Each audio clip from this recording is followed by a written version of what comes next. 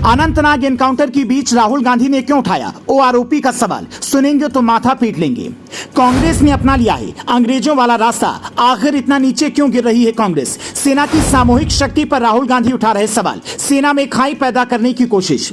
राहुल गांधी का ऐसा वीडियो सामने आया, जिसने देखा वो बोला राहुल गांधी को क्या हुआ है। भारतीय सेना दुनिया की सबसे बड़ी सेना के साथ साथ सबसे अनुशासित और सुसंगठित सैन्य बल है, लेकिन राहुल गांधी जैसे नेता अपने उल जुलूल सवालों से सेना के अंदर संदेह पैदा करना चाहते हैं। राहुल गांधी कभी देश के बाहर देश की बुराई करते हैं तो कभी सेना पर ही सवाल उठा देते हैं। कांग्रेस और राहुल गांधी के पीछे बैठा थिंक टैंक ऐसे ऐसे राजनीतिक हथकंडे अपना रहा है जो भारत के लिहाज से बिल्कुल भी सही नहीं है, लेकिन राहुल गांधी उस थिंक टैंक के इशारे पर ही सब कर रही हैं, क्योंकि उन्हें लगता है कि वो थिंक टैंक उनको 2024 का चुनाव जितवा सकता है। कांग्रेस को काले अंग्रेज ऐसे नहीं कहा जाता, इनका काम ही लोगों को बांटना है। अब सेना के लोगों को भी बांटने की तैयारी है। अफसर और जवान के बीच खाई खोदी जा रही है। राहुल गांधी का एक वीडियो आया, वीडियो कुछ दिन पहले का हो सकता है, लेकिन इसे रिलीज किया गया आज यानी कि शुक्रवार को। उससे एक दिन पहले गुरुवार को ही हमारी सेना पर हमला हुआ, जिसमें 3 आर्मी अफसर, 1 जवान और 1 डीएसपी वीरगति को प्राप्त हुए। राहुल गांधी ओआरओपी पर सवाल उठाते हुए कहते हैं जवानों को ओआरओपी का कम फायदा हो रहा है, वहीं अफसरों को ज्यादा हो रहा है। लड़ाई में जवान ही लड़ते हैं। राहुल गांधी को पता नहीं कि सेना में कोई भी ऑपरेशन होता है तो हमेशा अफसर उसे लीड करते हैं।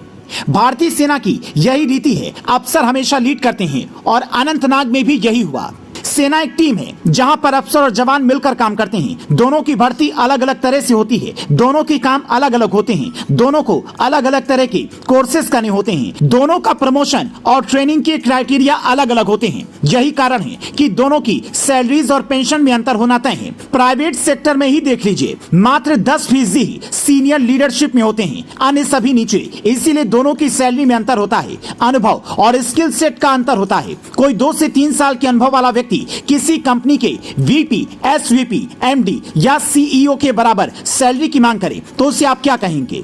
दरअसल ये एक तरह का नया हथकंडा है। कांग्रेस का सेना प्रेम और ओआरओपी पर कांग्रेस का स्टैंड क्या है, ये समझना यहाँ पर बेहद जरूरी हो जाता है। ये ठीक है कि राहुल गांधी ओआरओपी की बात करते हैं, लेकिन ओआरओपी का मामला आजादी के बाद से कांग्रेस ने ठंडे बस्ते में डाल दिया था। 2014 में अपनी हार तय देखकर कांग्रेस ने ओआरओपी के 500 करोड़ का चूरन सेना को दिखाया था।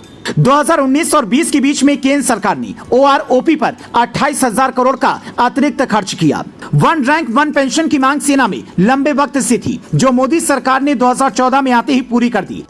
कांग्रेस की देश प्रेम और सैन्य प्रेम की हालत यह है कि इंदिरा गांधी सरकार ने भारत के सबसे बड़े सैन्य हीरो फील्ड मार्शल मानेकशॉ जी को भी नहीं छोड़ा था। उनकी पेंशन और अन्य ड्यूज रोक लिए गए, जो बाद में 2008 में दिए गए। उनकी मृत्यु से पहले मानेकशॉ जी के अंतिम संस्कार पर राष्ट्रपति प्रतिभा पाटिल, प्रधानमंत्री मनमोहन सिंह, रक्षा मंत्री AK एंटनी नहीं गए। यहाँ तक कि तब की तीनों सेना की चीफ भी नहीं गए, केवल रक्षा राज्य मंत्री ही गए। मानेकशॉ की मृत्यु पर सरकार ने भारतीय ध्वज को आधा झुकाया भी नहीं था। तत्कालीन विपक्ष के नेता आडवाणी जी ने तब इस मसले पर प्रधानमंत्री मनमोहन सिंह को कॉल की। तब उन्होंने कहा कि ये तो डिफेंस मिनिस्ट्री का मामला है। मतलब 2014 में चुनाव से ऐन पहले कांग्रेस को ओआरओपी याद आई थी।